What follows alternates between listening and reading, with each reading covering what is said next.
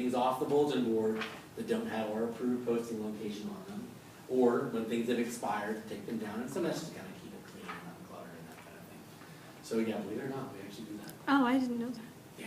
Because I go up to put stuff on the bulletin boards all the time, and there's things that are like weeks or more old, and I'm like, oh, I'll have to take that down. Yeah, and some of that depends on the bulletin board. The ones that are really more high traffic places, the ones we definitely focus on. And there are some little, sort of odds and ends that we don't always cover as frequently. But generally, yeah, we try to keep them, as much as possible. So I'll give you a copy of this, of approved posting locations. You can also go online and find this and share it as well if you want to. You want to make sure that it has the name of your department, if you're associated with the department, or your student organization included on it. That's an important piece.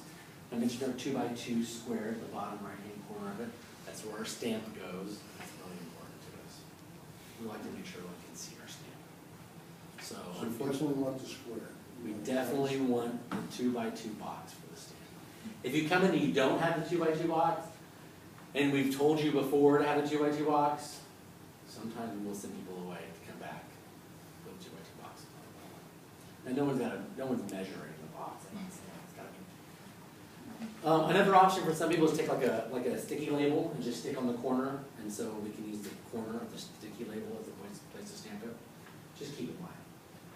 Come with a 2x2 box. Something that's 11 by 17 or smaller is what we are considering a flyer. So as an organization or group, you can have a maximum of 50 of those. Then anything that is up from 11 by 17 up to 8 by 3 is considered a banner. And so you can have up to 6 of those. Typically we stamp things for 10 class days. If there's something that sort of is extenuating the circumstances, you need to ask or have that conversation, please let us know. But generally our 10 days are sort of standard amount of time that we post things for. Literature that you can pass out, there's sort of the other thing is the kind of the word of mouth, as I mentioned also. Standing around and you got a stack of quarter flyers like these and you're going to stand around and give them out. That's something that you can do also. Definitely reserving space like the UC Mall, the Library Mall, or some of the booths here in the University Center are a great way to kind of have that space to distribute those kinds of things from. And you can do that. You can definitely do that as an individual on your own around campus. It's just important to understand that distribution of things in literature by hand has to be done as part of a registered student organization. It needs to be for a nonprofit or a tax-exempt group, and if it's any kind of like corporate or profit entity, it must be something that's within a contract of the university, under some kind of authority within the Regent's rules or university contract. So we don't allow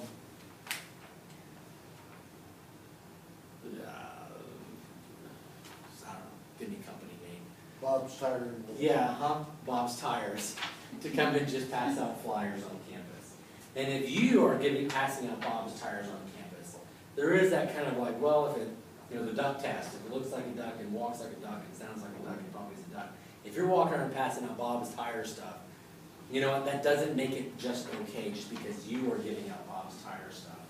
Sometimes that is the kind of thing that still can be interpreted as that business distribution of flyers. Definitely different than like you as an individual and you as a student, sort of in terms of distribution of literature and free speech and that kind of things. I've asked people about that, and I've been told that there's like a gray area. But as for an example, if like I'm putting on the documentary series, and I have a table out collecting admission for the films. Am I allowed to have like little flyers for my sponsors, like sitting on the table next to it? Sponsorship question. So generally as a student organization, you cannot be sponsored by any kind of like for-profit business or corporation or things like that. Now there is a difference between being sponsored and having received some kind of in-kind donation or gift or something like that from an entity and you want to thank that person. So there is a difference. There's a difference of like, having a table or booth and I'm trying to raise money for an organization or a nonprofit or charity organization and I got a whole bunch of sodas donated to me from Monster Energy.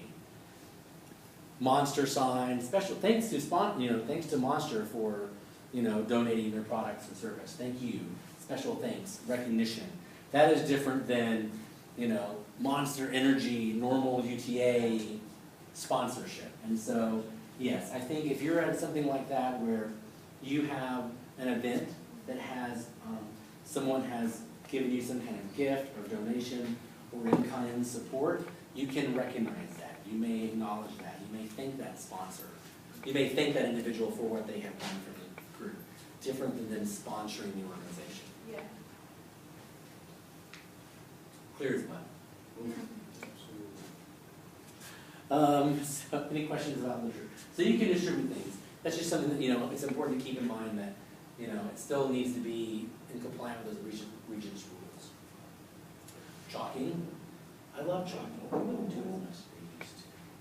But chalking on campus is something that I think is still a pretty valid and popular way to take and do some things on campus. It doesn't really cost much. It's easy. Chalking can be done on sidewalks, mall areas. However, it cannot be done on stairs or steps, brick walls, or in buildings or on buildings. So just something important to keep in mind. I would hate to take and have to call someone and say like, oh, I need to charge you for cleanup of chalk on the stairs when, Elizabeth was out there chalking math club all over the center Cooper Street Bridge, where you can't chalk on the bridges and you can't chalk on the stairs. So, anyways, usually chalk though is water soluble and easily washes away. And that's another important thing, is to make sure that you use a chalk that is like that. Spray chalks are one of those kinds of things that in recent years have become sort of more and more prevalent. We do allow it if you ask, it was sort of special permission, if you're going to do it and sort of do it everywhere. Anyone see most recently UTA art? They did a very good job of tagging that initiative all over everything, which I think was very good. That was a great example of a group that came to us in advance and, hey, we're trying to do this. We've got this template, I've got this spray chalk, this is what we're going to do. I know spray chalk lasts longer than just regular chalk. And there are different variations of spray chalk. There are water soluble and there are ones that are basically almost like a temporary paint. And that's an example of one of those that we will have that conversation and make sure it's essentially still water soluble. If it was something that looks like it needs to be cleaned up, and there were several I know that they went and cleaned up in some very key areas because it just was still lingering, and so they were willing to go do that. But keep in mind, chalk is something that doesn't really cost you much, can be a very effective way to promote or advertise things. Can be done in a lot of places on campus, but it cannot be done on buildings, bridges, steps, anything vertical, don't chalk it. All right, so what else can be done? You name it. Be creative. Come up with other things that you can do on campus and have that conversation with us. The banner that's bigger than 8 feet by 3 feet, and do you want to make and do, come and talk to us. We will see if there's something we can do to take and try to provide that opportunity for you. But, get creative. Come up with some other things that you think are going to be really effective ways to market and promote your event on campus. Thoughts or questions about that? Whew. Well, and I think that presentation, unfortunately, I think a lot of it is sort of like, don't do this and don't do that. But what I want to tell you is, here are all the things you can do. And here are all the places that you can put up posters and that you can advertise and market things. Electronic communication we didn't really talk that much about, and I think it's one of those kinds of things that, in this day and age, everyone gets their Trailblazer. Who gets their Trailblazer that comes to you in the mail, an email? Get your Trailblazer. At the bottom of it, there's a way that you can submit things that you think would be good for that. Feel free to. Put that request in for the University Events Calendar, those kinds of things. So it can be done.